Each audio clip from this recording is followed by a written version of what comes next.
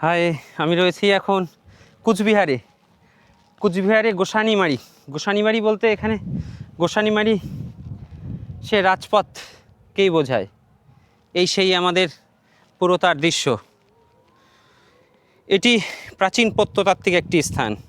একসময় কামতা রাজ্যের রাজধানী ছিল। এই সেই পুরনো কার্যকলাপগুলো এখানে। এই যে অনেকটাই ডিপ। এটা আমাদের বানগড়েও দেখা যায়। একই প্যাটার্নের সব ইটগুলো। চারিদিকে লোকজন এসছে। কুচবিহার জেলায় অবস্থিত। এখানে প্রাচীন। আমি এখন আছি কুচবিহারে, রাজপথ Mount Gosanimari.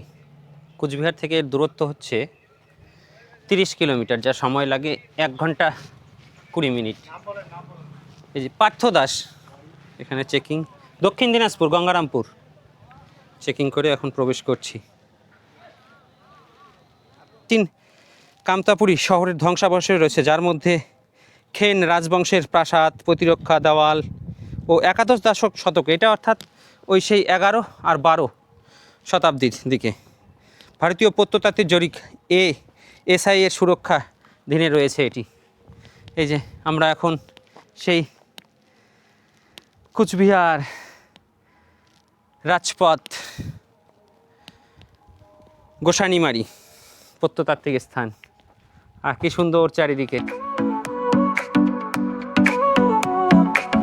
Sol y arena, oh so bright, baila conmigo toda la night. El ritmo suena, can you feel? এই সেই গোসানিবাড়ি রাজপথ।